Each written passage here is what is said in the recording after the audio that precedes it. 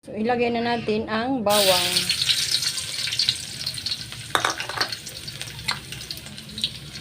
Onion.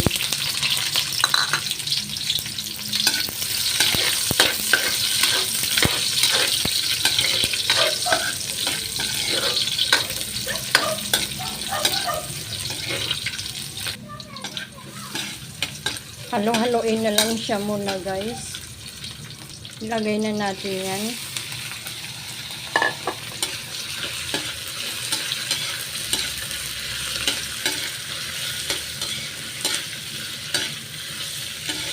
Halo-haloin lang siya, halo-haloin.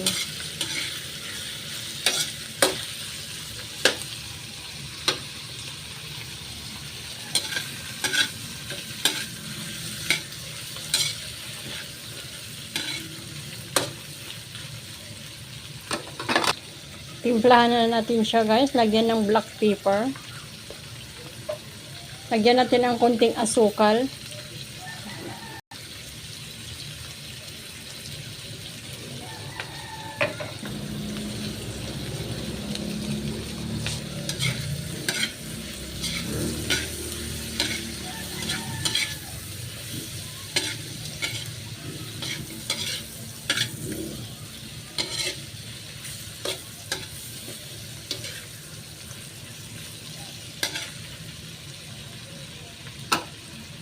Lagay na natin ang ating kamatis.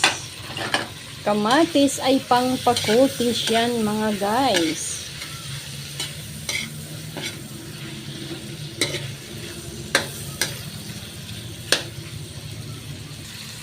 So, lagyan natin siya ng konting tubig. Ayan.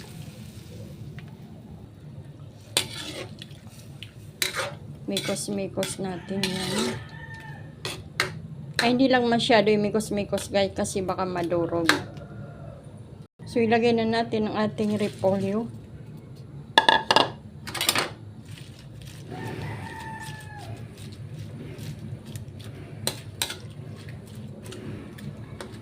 Ganyan-ganyanin lang natin siya.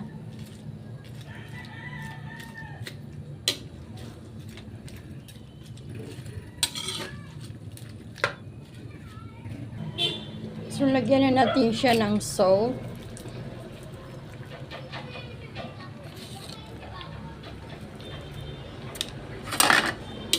Mikos-mikos.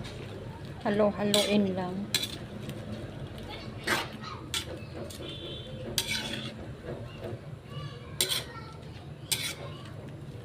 Papaparami na naman kayo, guys, ng kanin pag ganito ang luto niyo.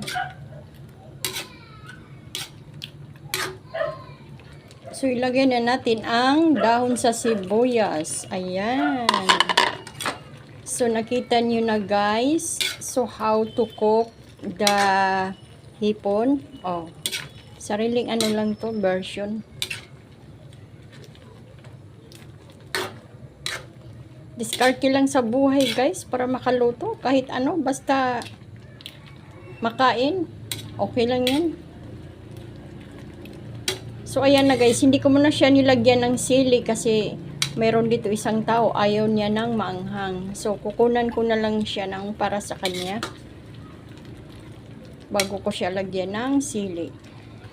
So, ayan na, guys. Lalagyan ko na siya ng sili. Pero, hindi siguro lahat kasi. Ano lang. Ganyan lang siguro.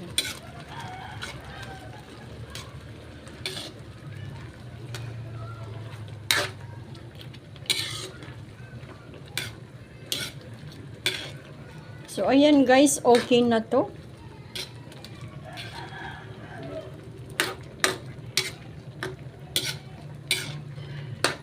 Ayan, titikman ko kung maanghang ba or hindi.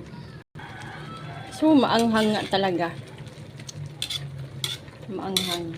So, yummy. Masarap yan sa kanin. Oh my goodness. Ayan. Thank you for watching, everyone.